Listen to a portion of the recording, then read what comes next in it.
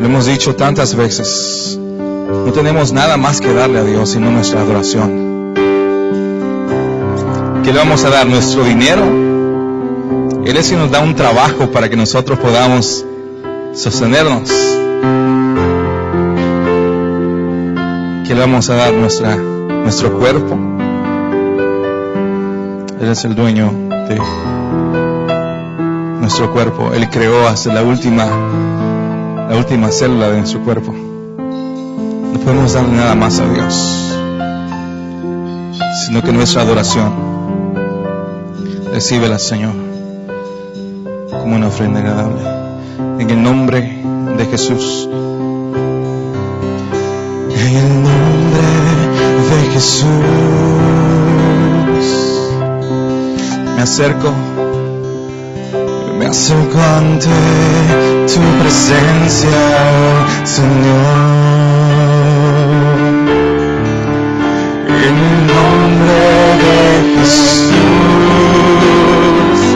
a ofrecerte mi ofrenda, a ofrecerte mi ofrenda, oh Señor.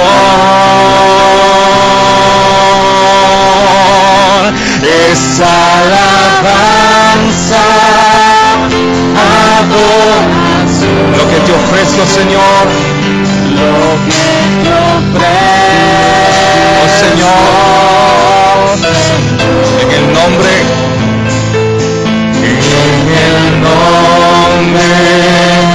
maravilloso de Jesús.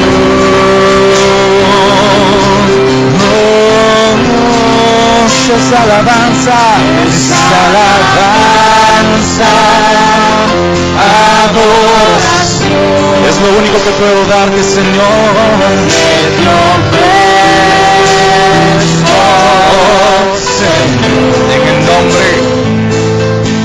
en el nombre maravilloso de Jesús. Una vez más, iglesia, cántele al Señor en el nombre de Jesús. En el nombre de Jesús. Me acerco ante tu presencia.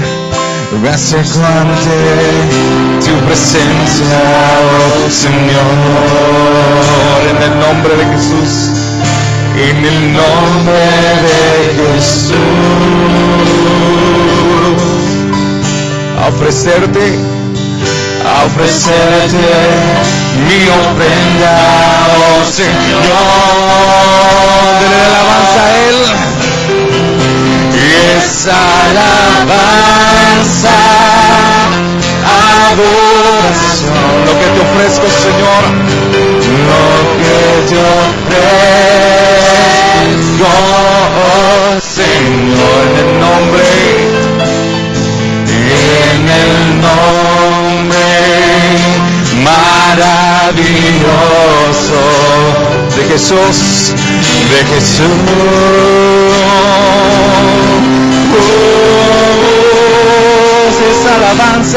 esa alabanza, adoración, lo que te ofrezco, Señor, lo que te ofrezco,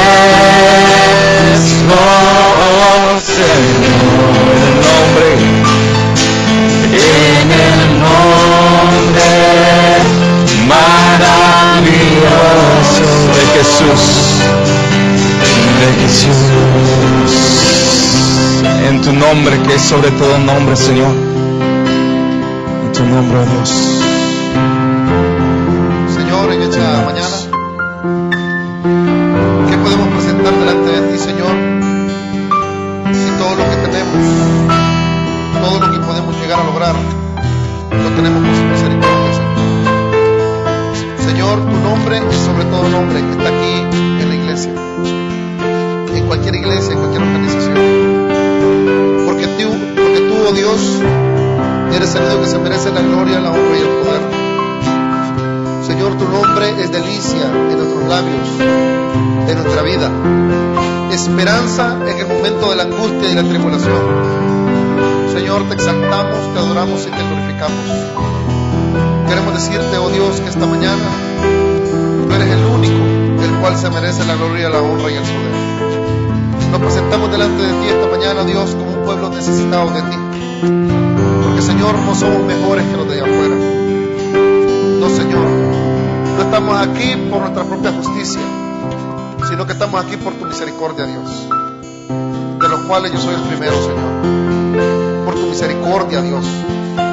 Enséñanos hoy por medio de tu palabra, oh Dios, a poder encontrar en ti, Señor, cómo comportarnos delante de tu presencia. ¿Qué actitud, oh Dios, tú aceptas en la oración, en el acercamiento a ti? Dios mío, en esta mañana también te depositamos a ti todas nuestras angustias, todas nuestras pruebas, Dios, todas aquellas situaciones en las cuales durante el año hemos estado luchando. Aquí en el pueblo, Dios, hermanos y hermanas, que aún todavía, Dios, necesitamos a una fuerza más para terminar este año. Hay muchos de nosotros, Dios, que todavía no hemos encontrado una respuesta a todas nuestras dudas. Señor, háblanos en esta mañana. Háblanos, Dios, durante la semana, la lectura bíblica y la oración. Señor, fortalece a aquellos los cuales nos sentimos débiles.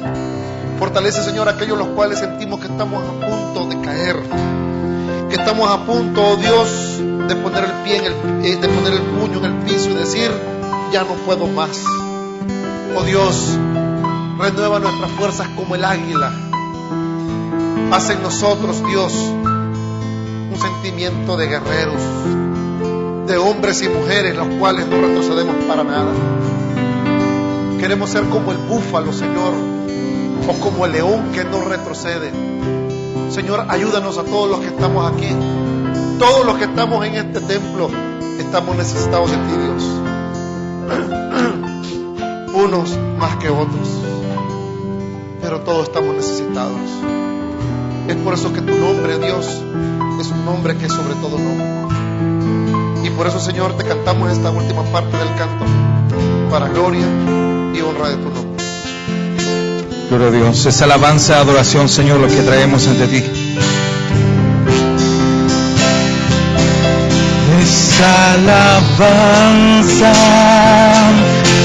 adoración, lo que te ofrezco, Señor, lo que te ofrezco, en el nombre,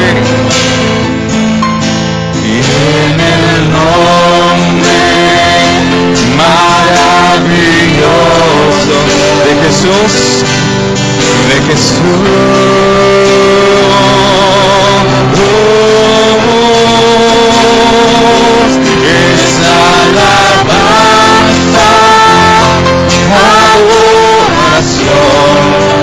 Te ofrezco lo que te ofrezco, Señor,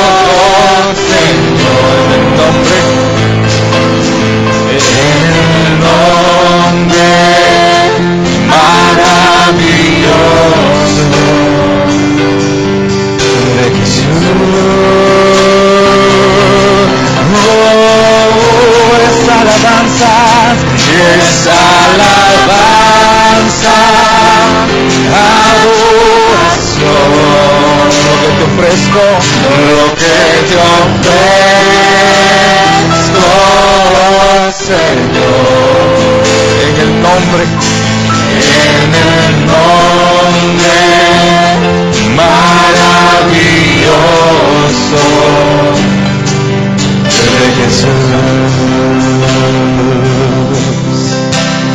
En el nombre maravilloso de Jesús. Te exaltamos, Señor, te glorificamos. Y gracias por el privilegio de ser tus hijos. Háblanos esta mañana al corazón por medio de tu palabra, que podamos tener una actitud correcta delante de ti, para que seamos aceptos delante de tu presencia. En Cristo Jesús hemos orado. Amén y amén. Gloria a Dios. ¿Puedes tomar asiento, por favor, hermanos y hermanas? Hermanos, qué bonita la adoración, ¿verdad? El Señor se lo merece. Vamos a buscar en el Evangelio según San Lucas, Evangelio según San Lucas, capítulo 18, versículos del 9 al 14. Evangelio según San Lucas, capítulo 18, versículos del 9 al 14.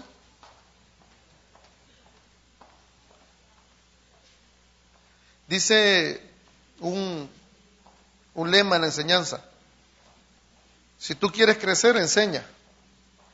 Y la verdad que cuando uno está aprendiendo y estudiando, se da cuenta que qué tan lejos estamos de lo que creíamos haber estado. Mire qué interesante esto. Si el niño quiere ir, no hay problema. Si no, está bien, se fue, ahí va. Le van a dar clases conforme a su edad. Gracias, hermano. Y esto es lo que uno como predicador va viendo conforme a los años. A mí me ordenaron al ministerio cuando tenía 21 años.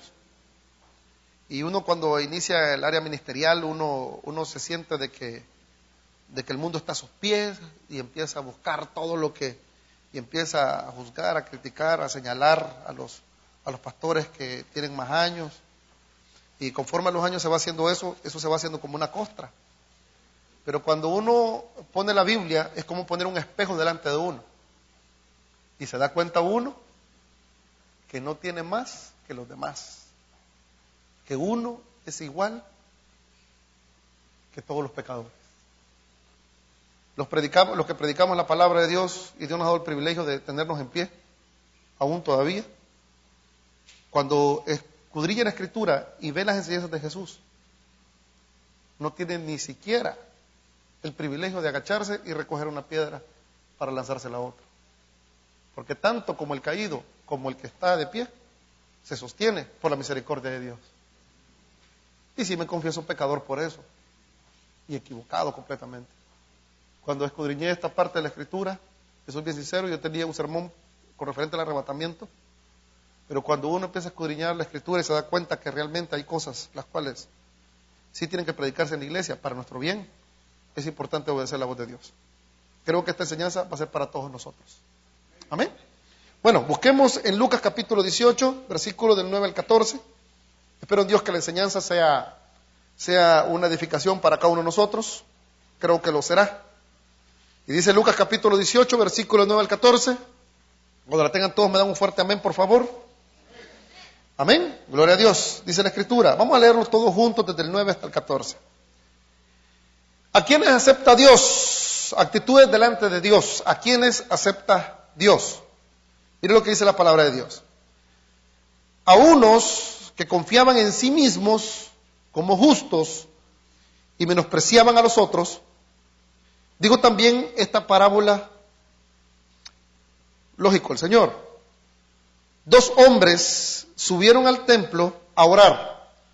Uno era fariseo y el otro era publicano.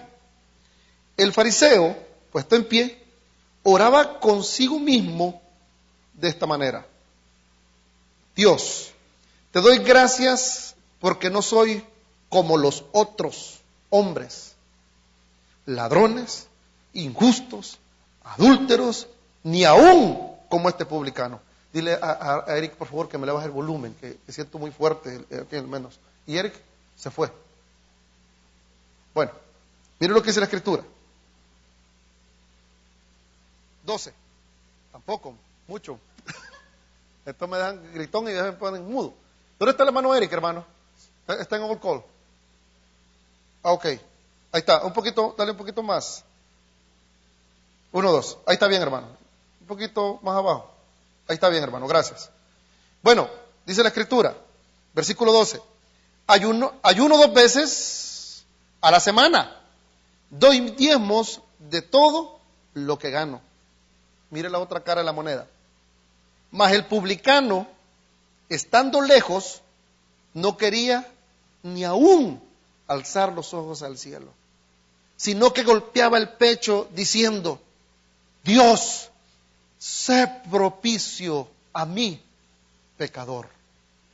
Jesucristo dice: os digo que éste descendió a su casa justificado antes que el otro, porque cualquiera que se enaltece será humillado, y el que se humilla será, ¿qué dice la Escritura?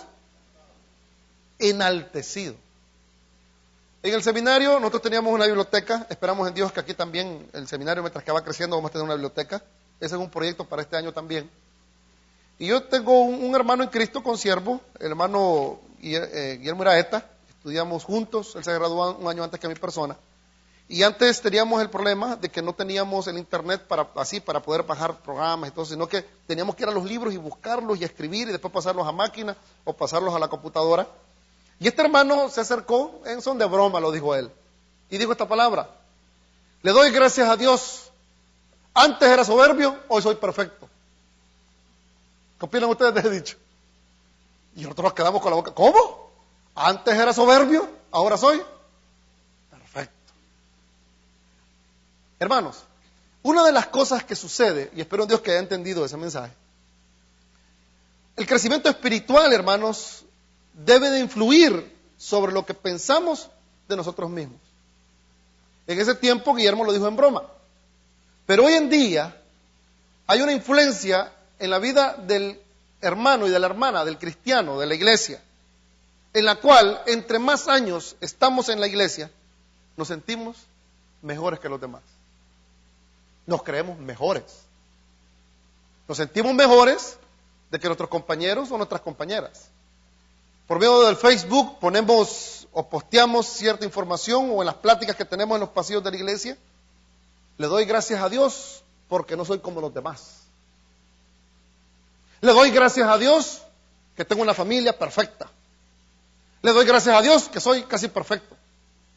Y llega un momento, hermanos, en la vida en la cual nos volvemos como este fariseo. Creemos de que todos los que están alrededor son más imperfectos que nosotros. Y creemos que porque estamos en una iglesia o una posición en el ministerio o en una posición ministerial, creemos que somos mejores.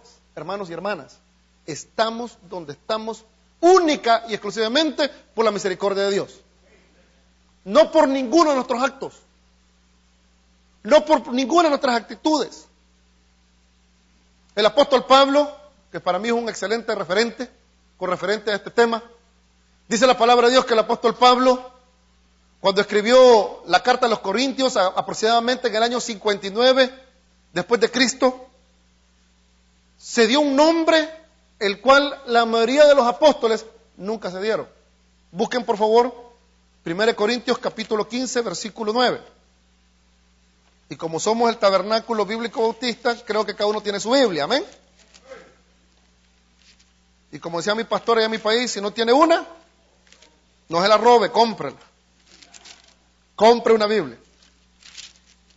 Y el apóstol Pablo, después de que había sido un fariseo, que había sido un hombre de los buenos, de aquellos perseguidores de la iglesia, el apóstol Pablo, después que el Señor lo humilla, queda ciego, se convierte al evangelio, aprende a comportarse a la altura que Cristo quería que se comportara, deja todo y se vuelve un predicador hábil, un hombre que conoce la Escritura, empieza a refutar a Pedro, empieza a refutar a todos aquellos que obligaban a los demás a judaizarte, o sea, a hacerse judíos para poder ser salvos, cuando la salvación, hermanos y hermanas, es por medio de la gracia del Señor.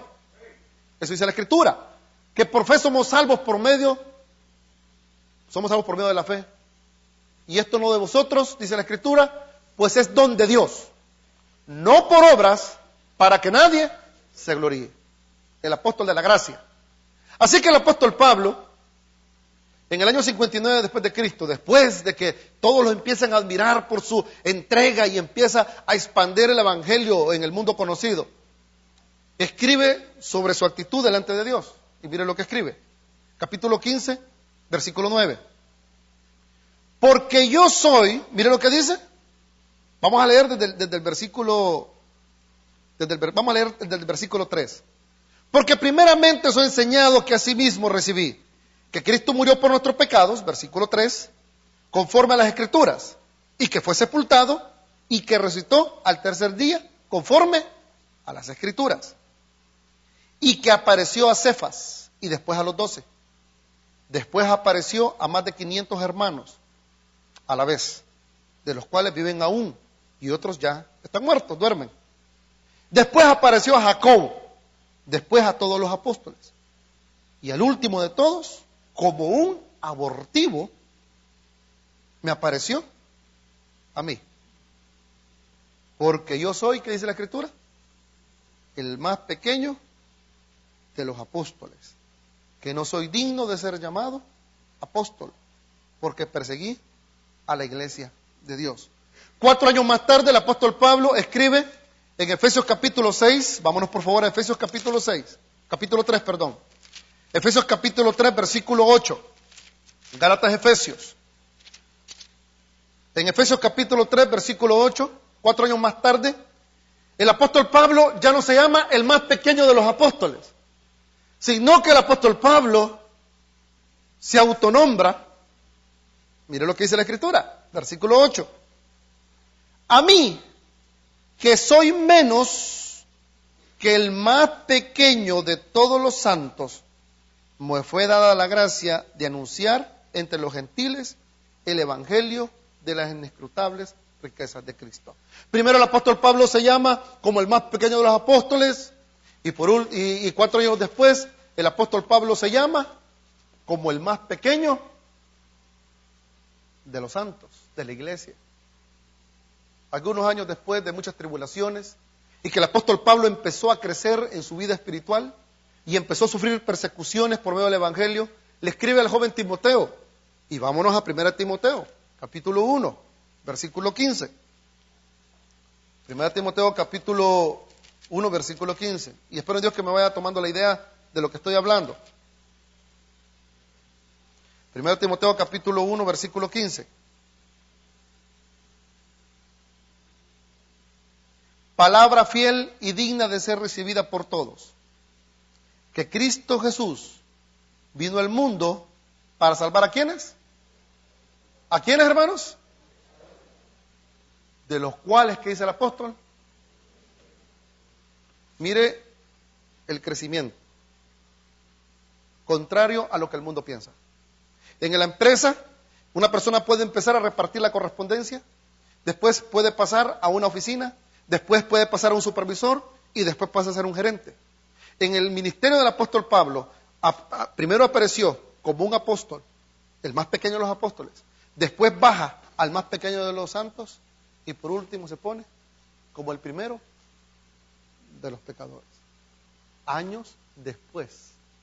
¿Qué nos enseña esto, hermanos? Mire, hay una actitud delante de Dios, la cual nosotros tenemos que ir aprendiendo conforme vamos avanzando y vamos madurando en la vida, en el evangelio. Mientras que la intimidad con Cristo va metiéndose en nuestra vida y nosotros lo vamos poniendo en práctica, lo que menos nosotros vamos a hacer es creernos más que los demás. Y esto es un ejemplo para toda la congregación. En lugar de sentirse el apóstol Pablo mejor en cuanto a su propia persona, el crecimiento le abrió los ojos al apóstol. El hecho de que su naturaleza pecaminosa, hermanos míos, era peor de lo que se imaginaba. Y esto es lo que nosotros como iglesia tenemos que aprender hoy en día, terminando el 2013. No somos mejor que los de allá afuera. No somos la iglesia mejor de la zona.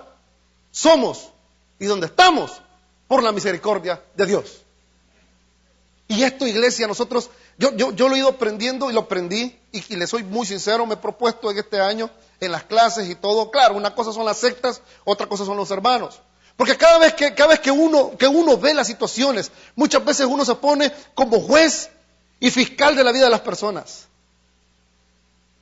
Cada día, hermanos, que el apóstol Pablo miraba su vida y lo que Dios estaba haciendo en él, se dio cuenta de que Dios lo tenía ahí con un propósito. Y el apóstol Pablo mismo se dio cuenta que era el primero de los pecadores. Y ahí donde nosotros tenemos que ver a macro, o sea, más ampliamente nuestra vida espiritual. Cuando nosotros vemos en las noticias de que un hombre vino y agarró un cuchillo y mató a una persona, me estaban contando ayer de que una niña en mi país estaba embarazada, tenía como 15 años, 16 años. Y la muchacha se mete al baño en un bañero público. Y la muchacha da a luz, no sabían sus padres que estaba embarazada. Dio a luz y con un cuchillo que tenía, corta el cordón umbilical y mata a puñaladas al bebé. Mira, increíble. Espéreme.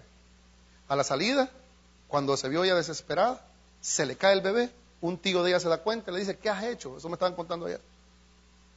Ayúdame, le dice, no, te voy a llamar a la policía. Ahora yo le hago una pregunta.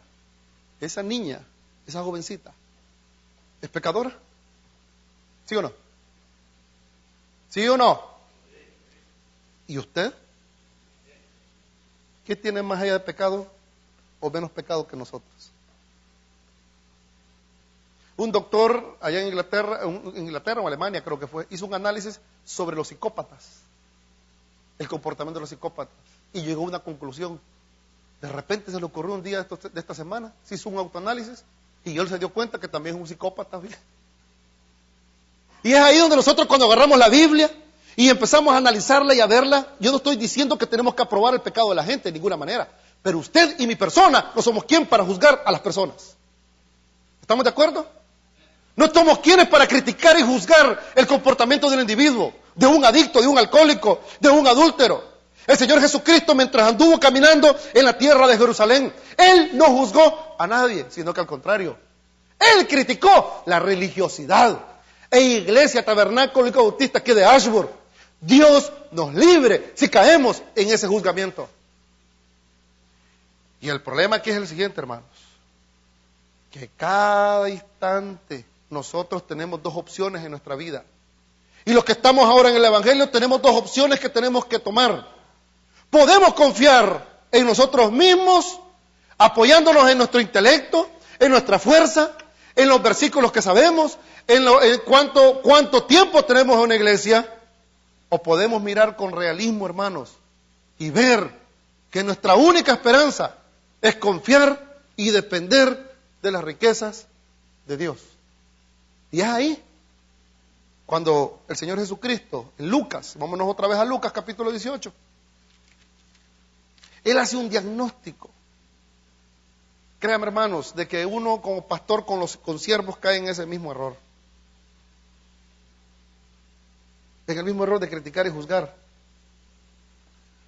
Estaba leyendo un libro sobre la vida pastoral hace un buen tiempo atrás y me vino memoria y lo escribí en las notas del sermón. Y decía que este pastor estaba en su oficina y recibió una llamada. Usted sabe que como pastores nosotros recibimos llamadas de los mismos consiervos. Y cuenta de que cuando él estaba en su oficina y recibió una llamada, vino él y recibió la llamada de parte de un amigo de él. Y cuenta en esa historia de que vino un pastor y le dijo, ¿sabes qué? El pastor fulano ha caído en un pecado moral. Y él dijo, ¿qué? Y cuando escuchó eso, no puede ser, colgó el teléfono y empezó a pensar en él, qué bárbaro, qué desconsiderado. Y así caemos nosotros los pastores. Y cuando se puso en pie, empezó a decir, ¿cómo es posible que hizo esto y lo otro? Y hermano, y de repente se sentó él, pensó y dijo, que Dios le dijo en el momento, ¿y tú quién eres para juzgarlo? Acordate qué es lo que tú ves en escondidas. Acordate lo que tú hablas. Acordate cómo tú piensas. ¿Quién eres tú para juzgar? ¿Qué opinan ustedes al respecto? Porque cuando estamos en la iglesia nosotros empezamos a ver el comportamiento de una hermana, de un hermano, de una hermana, cómo se viste, cómo camina, cómo actúa. Hermanos míos, nadie conoce el interior del individuo, solo Dios y el individuo mismo. Nosotros no sabemos si la persona, la cual se sienta a la par nuestra, viene con olor a trago el día domingo en la mañana, y nosotros decimos, vos vieras, hermano, que estás sentado a la par mía. No, hombre, si tenía un olorcito a níspero, pero de aquellos, si sentía tan fuerte, tú no sabes si esa persona está luchando contra el vicio del alcoholismo. Y no sabemos cuántas luchas ese hombre está teniendo. Yo no estoy justificando que él se emborrache, no, de ninguna manera. Si no, veamos que aunque sea de cruda, porque tener cruda es duro, ¿sí o no? En el pasado los que tomaban, ¿quién tuvo cruda? Guayabo, goma. No levante su mano para que no se haya encontrado pecado. Pero los que vivimos un guayabo, cruda, goma, sabemos qué es eso, ¿verdad, sí o no? Pero qué alegría ver a un hombre que venga, aunque sea con sus tragos, a la casa de Dios, buscando misericordia del Señor. Muchas veces juzgamos y vemos a las personas como vienen vestidas. Y decimos, ¿cómo es posible que se viste así? No sabemos las luchas que están teniendo. Desde el momento que vienen a la iglesia, es porque están buscando una esperanza para sus vidas. Y óigame bien, ni su persona, ni mi persona, ni mi palabra va a cambiarlo, lo va a cambiar el Espíritu Santo. ¿O no te acuerdas cómo tú y yo venimos a la casa del Señor? Hermanos, cuando yo llegué a la casa del Señor, les soy bien franco, después de haber vivido 4 años en el mundial, me fui al mundial, o sea, al mundo, pues.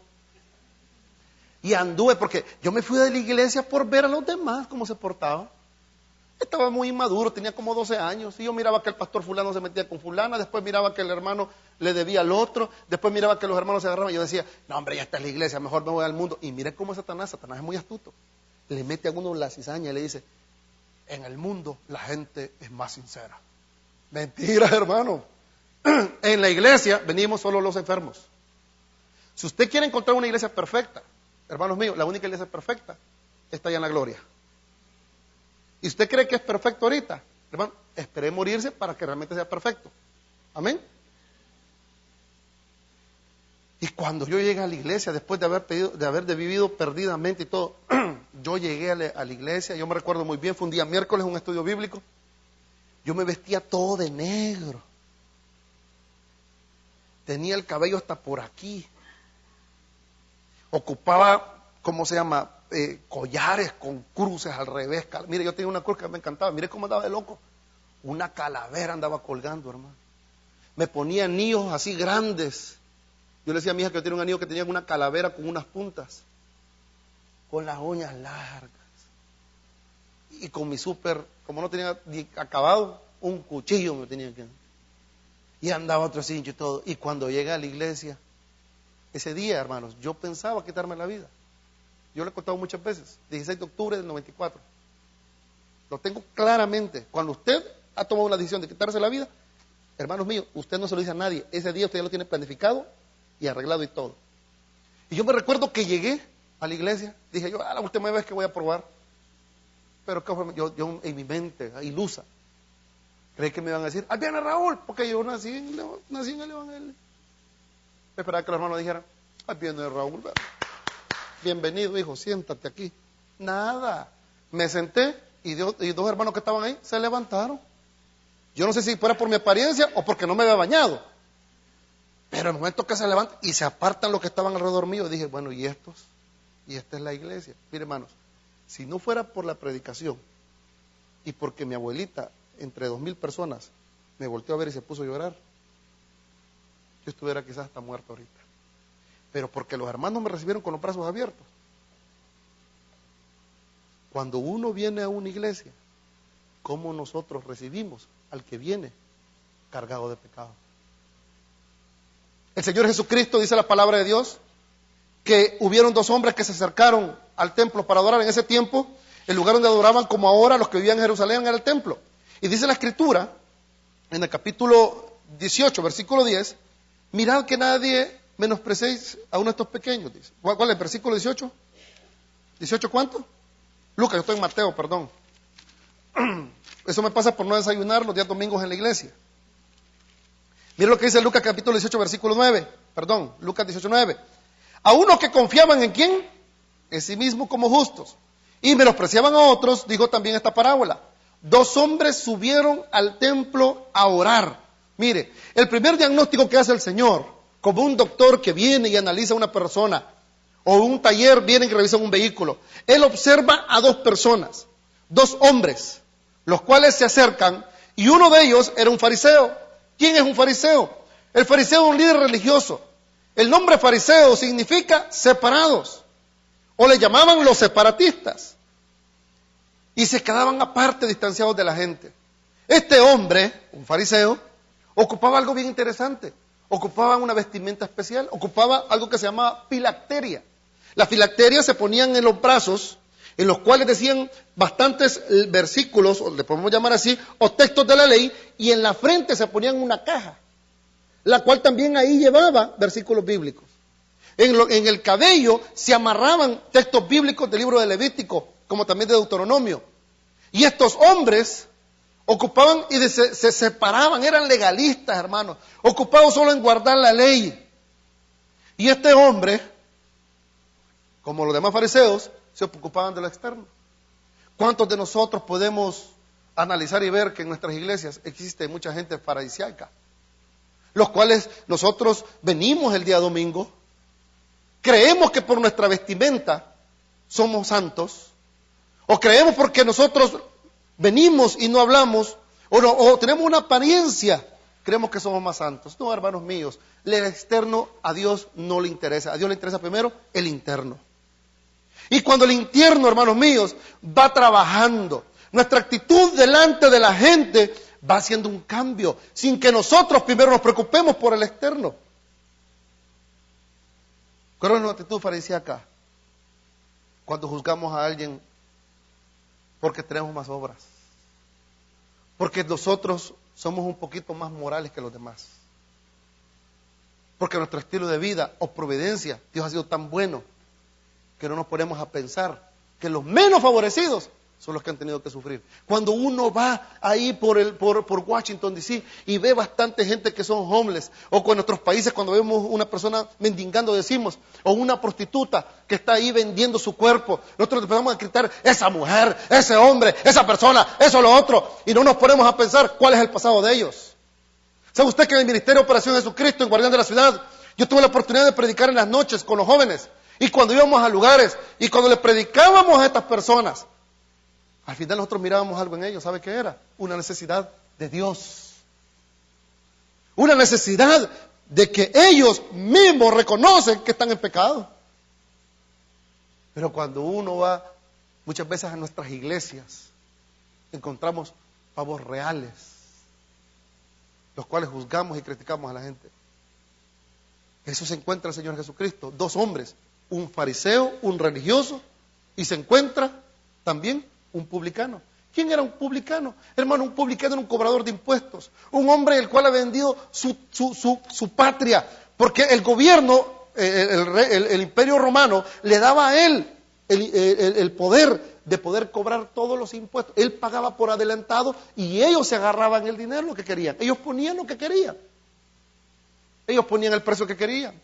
Es por eso que en ese tiempo los judíos, como eran muy patriotas, miraban a los publicanos como personas al nivel de los pecadores, de las prostitutas, de los gentiles, de los despreciados. Y ellos estaban conscientes de esa situación. Por eso los publicanos sabían que en medio del pueblo no tenían amigos. Es como si viniera aquí en este momento un pandillero tatuado de la cara. ¿Cuál fuera su primera actitud? Le aseguro que entre nosotros los guías diríamos, hey, ojo ahí, ojo ahí. ¿O no es así, hermanos? ¿O qué pasaría si viniera una muchacha a la cual venía con el pelo rosado y con aretes por toda la oreja y viniera toda marcada? ¿Cuál sería nuestra actitud?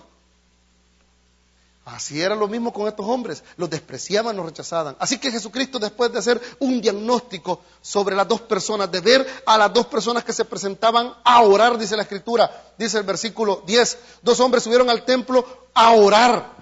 Así también, hermanos míos, todo ser humano tiene necesidad de Dios. Unos quizás estamos más adelantados que otros, pero que estemos más adelantados a otros no nos da el derecho de criticar y juzgar al que está empezando.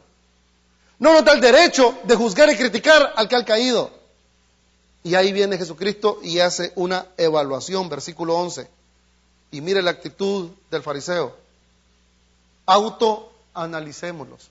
Porque desde el momento en el cual nosotros en esta predicación veamos y digamos, ya viste, hermano, mira, no. Deje de señalar al demás y autoanalicémonos nosotros. Mire lo que dice la Escritura. El fariseo puesto en pie, ¿qué dice la Escritura? ¿Oraba con qué? Cualquier oración parecida es pura coincidencia. El fariseo puesto en pie oraba consigo mismo de esta manera. Dios, te doy gracias porque no soy como los otros hombres, ladrones, injustos, adúlteros, ni aún como este publicano. Y ahí va la gran liturgia religiosa. Mire lo que dice. ¿Ayuno cuántas veces? Léanlo conmigo, hermanos. ¿Qué dice la Escritura? ¿Ayuno qué dice? 2 veces a la semana. ¿Doy diezmo qué dice? En todo lo que gano. El agradecimiento del fariseo no era hacia Dios, hermanos míos. Y muchas veces somos nosotros. Nos creemos tan justos, nos creemos tan perfectos, que lo último que se nos ocurre en la mente es decirle gracias a Dios. No, la actitud del fariseo era gracias a sí mismo. Y le agradecía a Dios. No le agradecía a Dios, se agradecía a sí mismo, que no era como los otros. No pedía nada a Dios, sino que le estaba diciendo, aquí estoy, Dios. Mira, soy miembro del Tabernáculo Hijo Bautista de Virginia. Soy una persona que no tomo, no bebo, no mujeriego. Soy casi perfecto. Soy casi divino. Este hombre no tenía alabanza para Dios. En lugar de la alabanza había una exaltación, autoexaltación. Se felicitaba a sí mismo por todas las cosas que no hacía. Y segundo, por ser un tipo magnífico. Y así somos muchos de nosotros. Podemos tener 5 o 10 años en la iglesia, o muchas veces 3 o 4 años en la iglesia, y nos damos cuenta que un familiar o una persona todavía está luchando, y lo que hacemos es señalarlo y criticarlo. Hermanos míos, si usted quiere tener, y mi persona, una actitud delante de Dios, dejemos de señalar. El mismo Señor Jesucristo dijo, mira la viga que tienes en el ojo tuyo, y no veas la paja que tiene tu hermano. ¿Sabe qué es una viga? Esta es una viga, ¿ve? Esa es una viga. Mire para arriba, por favor. Esa es una viga, mire. No la chiquita, no la grande, esa. La que sostiene el techo. Pero, pastor, ¿cómo es posible que una viga va a estar en el ojo de un hombre? Ese se llama exagerismo hebraico. Significa de que el Señor lo pone para que podamos entender que como algo tan grande nosotros no podemos verlo, pero sí podemos ver una pajita en el ojo de un hermano o de una hermana. ¿Sabe una cosa? Muchas veces nosotros, y esto lo dijo una vez el hermano Juan Carlos Vidal, Juan Carlos, se me ha ido el nombre del hermano, un pastor en California, decía, deja de señalar el gris de los demás para ocultar tu negro. Nosotros podemos verle a los demás sus defectos. La actitud del creyente no es señalar los defectos de los demás. Lo que nos señala a nosotros qué tenemos que cambiar y qué tenemos que mejorar es la palabra de Dios. Pero mi actitud no es el señalar, porque cuando yo señalo, yo veo los errores de la otra persona, pero lo que menos veo es en la posición y la condición que yo me encuentro. Porque yo les quiero decir una cosa, hermanos míos, usted pudo haber dejado de tomar, estoy de acuerdo. Usted pudo haber dejado de tomar, estoy de acuerdo. Pero tenés una lengua que es filuda. O tenemos pensamientos inicuos que nosotros sabemos. O tenemos pensamientos de lo más demoníacos que pueden existir. Un padre venía caminando con su hija en el campo y se va dando cuenta, y esta es una actitud de un verdadero creyente. Un verdadero creyente no se exalta a sí mismo, al contrario, siempre le da la gloria y la honra al Señor.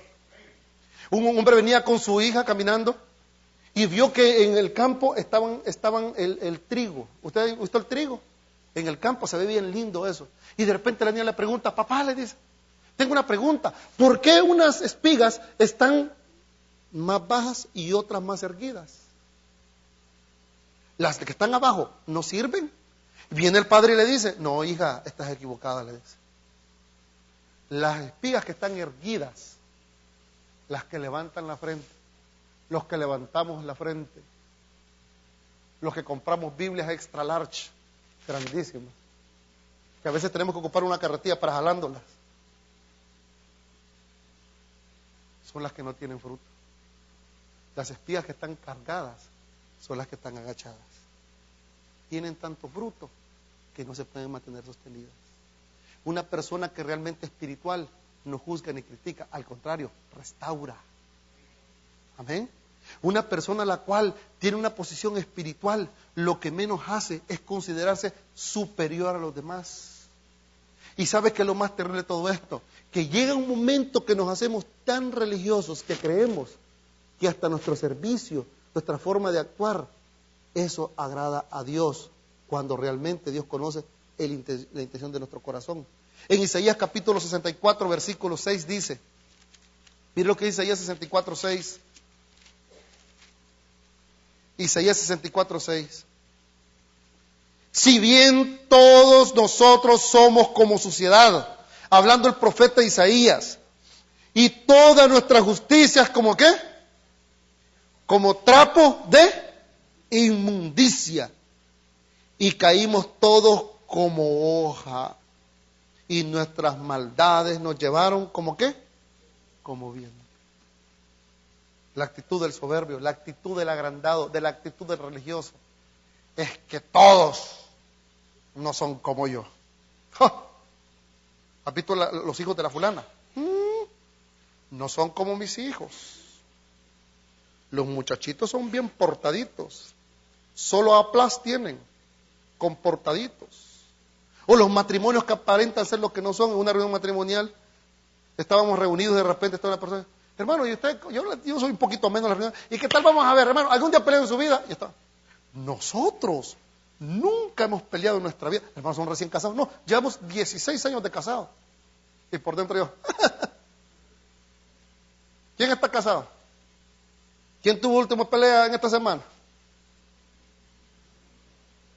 No, ellos nunca habían peleado en su vida matrimonial. Jamás les caminamos en los pasillos del templo, que casi levitamos, hermano, casi volamos. No, es que andamos pero tan elevados, que creemos que todos son imperfectos menos nosotros. Una vez se acerca una mujer al predicador Charles Spurgeon, y a Charles Spurgeon le habían regalado, al príncipe de los predicadores le habían regalado una corbata. En ese tiempo se ocupaban corbatines, pero le habían regalado una corbata así grande, andaba de moda en ese tiempo. Y una de esas hermanas puritanas se acerca y le dice, hermano Charles, venga para acá. ¿Cómo es posible que usted, un predicador tan famoso y conocido, anda a la moda?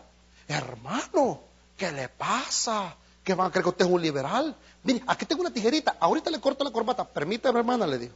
Esta corbata me la regalaron y con todo gusto yo le permito que me la corte. Pero primero, saque la lengua, que yo le corto su lengua primero. Y así estamos nosotros, viendo las pecas en cara ajena. Cuando tenemos unos barros, hermanos, del tamaño del volcán allá en Japón. Muchas veces juzgamos la vida de los hijos de los demás. Muchas veces criticamos cómo se comportan los muchachos, cómo se visten. Y muchas veces nosotros decimos, ¿cómo es posible que la hija del pastor? ¿Sabe usted que yo me he privado a poner cosas de fútbol en Facebook? Porque me critican y me juzgan por eso. Yo soy del Real Madrid y me voy a morir siendo del Real Madrid. ¿Y qué? Pero creen que el fútbol es pecado, fíjense. Yo qué culpa tengo que sea el mejor club del mundo. Pero vienen y dicen de que yo soy pecador porque me gusta ver un partido de fútbol.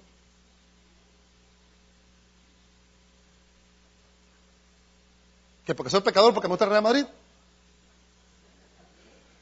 Dice la Biblia que no hay justo ni aún uno. Oh, hermanos, ¿recuerdan ustedes que en los barrios, en las colonias estaban esas personas que decían, mi hija, no, si mi hija es una muchacha bien portadita, no como todas esas vagas que andan ahí trayendo tortillas y todas enchancletadas, piojosas. Mi hija es correctísima, perfecta. Mi hijita, ven hijita para acá. Y la pone muchacha así, con la enrollado así. Mire niña, ¿verdad que usted es más bonita? Sí, va como bonita, preciosa, inteligente, todo. No como esas que andan ahí revolcándose con todo, muchachos ahí en la esquina, con los cobradores y microbuseros ahí en la calle. Y como decimos, da la vuelta a la tortilla. Y la muchachita queda embarazada. ¿Dónde ponía la cara esa persona? ¿Se acuerdan? ¿Dónde ponían la cara cuando las niñas hasta la sacaban del pueblo? Para no deshonrar el nombre de la familia. Muchas veces decimos, si mi hijo es perfecto, no como ese que anda corriendo aquí como loco. El niño es comportadito y todo. Tú no sabes lo que hace tu hijo cuando está dormido y se escapa por la ventana.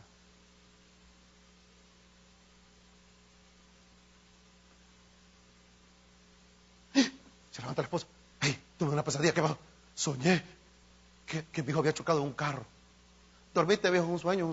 Y es verdad que mató al bicho porque agarra el carro a escondidas. Ahí andamos criticando la vida de los demás. Mire, y le voy a hacer una cosa, y muchas veces hasta con las madres sucede. Agarran al bebé, mira, mi hijito, es más bonito que todos los demás. ¿Me has visto el hijo de la fulana? Qué feíto es, po.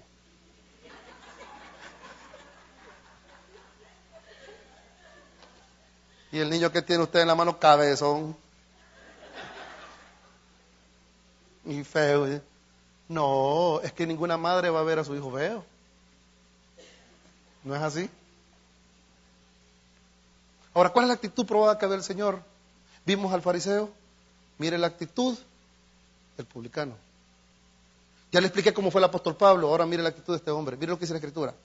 Mas el publicano, estando lejos, versículo 13, dice la Escritura, no quería ni aún, ¿qué dice la Escritura?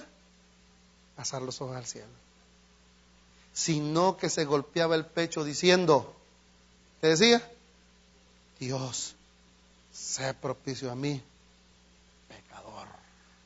El fariseo reconocía su pecado y se mantenía respecto lejos del altar. No, eso no hacía el fariseo, eso lo hacía el publicano. El reconocimiento de su pecado lo llevaba a pedir misericordia. Una vez una mujer estaba en un servicio en una iglesia aquí en Estados Unidos, y una hermana que estaba enseñando en una escuela dominical le decía a todos, hermanos, el pecado mató a Jesús. Y estaba una mujer que era madre de un predicador, el hermano Hernández, y dice que estaba sentada y le dijo, y esa mujer acaba de ser viuda. Un delincuente mató a su esposo en una calle. Y cuando se acerca le dice, nuestro pecado mató a Jesús. Hermana, usted mató a Jesús, le dijo. Y esa mujer, cualquiera puede haber pensado, ¿cómo es posible que la maestra de escuela dominical señala a ella que le acaban de matar a su esposo, que ella mató a Jesús? Y ahí es donde viene la obra del Espíritu Santo, que entró y le dice, sí, hermana, le dice, yo maté a Jesús con mi pecado. Todos nosotros en este momento, hermanos míos, la actitud nuestra, si somos diáconos, si vamos a ser diáconos, si somos servidores, vamos a ser servidores, si somos pastores o vamos a ser pastores, o si somos hermanos en la fe, es que todos los días tenemos de arrodillarnos y decirle, Señor, gracias te doy que tuviste misericordia de mí, pecador. Hasta que uno pasa por la prueba y sufre, ya no señala ni juzga. Hay un pastor que lo encontraron en pecado, el pastor Hager, el presidente de la Alianza Evangélica Mundial. Después del gran escándalo que se hizo, que todos le cerraron las puertas, el hombre, después de ser el pastor con una iglesia de casi de 13,000, 14,000 miembros, terminó el hombre vendiendo, revistas a cada una de las puertas. Toda la iglesia le dio la espalda, todita la iglesia le dio la espalda. Todita la iglesia le dio la espalda, toda la iglesia. Y los amigos de él que comían con él en los hoteles de 5 estrellas, todos le dieron la espalda. Hace poco lo entrevistaron, él ya empezó un nuevo ministerio y dice, si no hubiera caído, si no me hubiera dado cuenta de mi condición de pecador, no hubiera conocido la gracia de Dios. Los que hemos tenido un familiar adicto a las drogas, los que hemos tenido un familiar, sabemos y conocemos cuál es el sufrimiento. Los que tenemos hijos los cuales son rebeldes, o esposos los cuales son, o esposas rebeldes, nos damos cuenta de que el único que justifica es el Señor. Para terminar, hermanos, ¿cuál oración fue escuchada? ¿Cuál oración va a ser escuchada en este templo? ¿Aquellos que nos creemos más elevados que los demás? ¿Aquellos que nos creemos más santos que los demás? ¿O aquellos, como dice la Escritura, como este hombre, se golpeaba el pecho diciendo, Dios, sé propicio de mi pecador? Yo no quiero terminar este sermón justificando ningún acto inmoral, ni tampoco ningún acto de pecado. Pero los que hemos sido salvados y restaurados, no recojamos la piedra, mejor extendamos la mano. Amén. Y los que venimos a exaltar al Señor, a glorificar al Señor, nunca olvidemos que estamos en pie por su misericordia. Dice el Salmo capítulo 51, versículo 17. Salmo 51, 17. Y perdónenme, hermanos, pero creo que de vez en cuando un mensaje de estos cala bien en nuestro corazón, para no olvidarnos de dónde venimos. Salmo 51, 17. Los sacrificios de Dios, ¿qué son? Léalo conmigo. ¿Qué dice la Escritura? ¿Qué más? Ajá. Los sacrificios de Dios son ¿qué? Membresía de 10 años en la iglesia. Un título ministerial. Saberse los 66 libros de la Biblia. Conocer todo tratado teológico. Vestirse mejor. Vestirse más largo. ¿Qué dice la Escritura? Los sacrificios de Dios son ¿qué? ¿El Espíritu qué, hermanos? Salmo 51, 17. Y mira esta parte, qué linda. ¿Qué dice? Al corazón contrito y humillado no despreciarás tú, oh Dios. Vamos a ponernos en pie. Vamos a orar.